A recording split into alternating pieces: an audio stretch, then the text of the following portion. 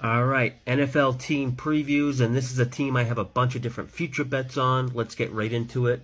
Dallas Cowboys, they were busy this offseason. They let go of offensive coordinator Kellen Moore, replacing him with Brian Schottenheimer, which at first glance seems like a downgrade. I mean, it's tough to replace an OC like Kellen Moore that led the team to top 6 offenses twice, but I'm optimistic about new offensive coordinator Brian Schottenheimer. He's not going to be calling the plays. That's going to be up to head coach McCarthy. And as much as I don't like when head coaches also call plays, I do like everything being said in press conferences and interviews so far. The words speed and playing fast are key words being used, and of course no team ever says they want to play sluggish and slow, but Dallas might actually mean what they're saying about speed, getting rid of Zeke Elliott, now going with the faster, more explosive Tony Pollard as a starter. They drafted Deuce Vaughn, too, who's another speed guy. The Cowboys were fourth in offense last year, which is crazy when you look back and see how they tried to force Zeke Elliott the ball and get him involved when he was just constantly hurt. Definitely didn't help the offense. Dallas finished last year as one of the more well-rounded teams, ranked top 5 in both EPA run and pass defense, while finishing top 12 in both run and pass offense. Dak finished as the league's 9th best quarterback by EPA and 3rd best in success rate. Although Dak did lead the NFL in INTs and he only started 12 games, he threw 2 INTs in a game 6 different times in the final 11 games, but there's a lot of bad luck involved in those turnovers. As crucial as turnovers are, and how they're the single stat that closely relates to winning, and remember that. Turnovers being the single stat that closely relates to winning. It'll mean something later in this video. Maybe the next important stat would be red zone efficiency. Dallas finished number 1 in red zone touchdown percentage. Dak completed passes at the 2nd highest rate in the league, 67% in the red zone.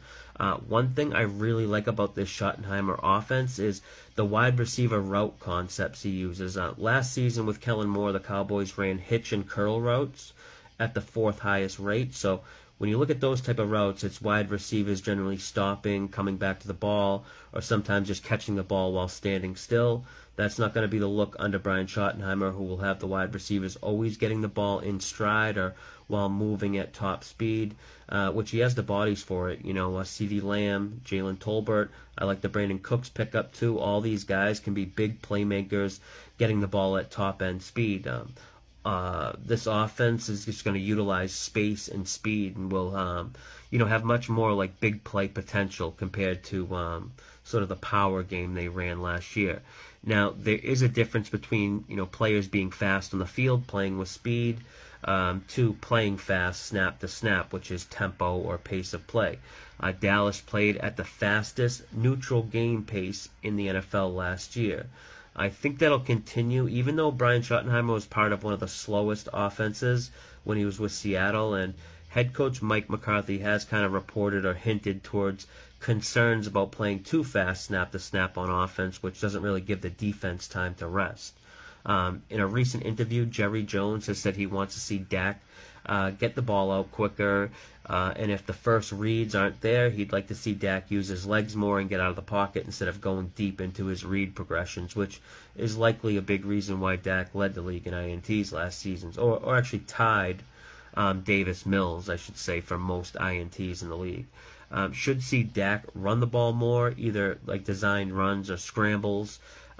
Dallas has a league average strength of schedule. They get 3 straight home games, week 12 to 14, which is probably the perfect time late in the season to get a string of home games. Week 5, they do have to play San Fran on Monday night and then go on the road to play the Chargers on a short week, but they do get their bye week after that game. Like, on paper, I think Dallas has the best team. I have future bets on them pretty much every which way, including to win the Super Bowl. I love their defense that finished number 1 in pressure rate, and they forced a ton of turnovers, finishing number 1 in turnover expected points added.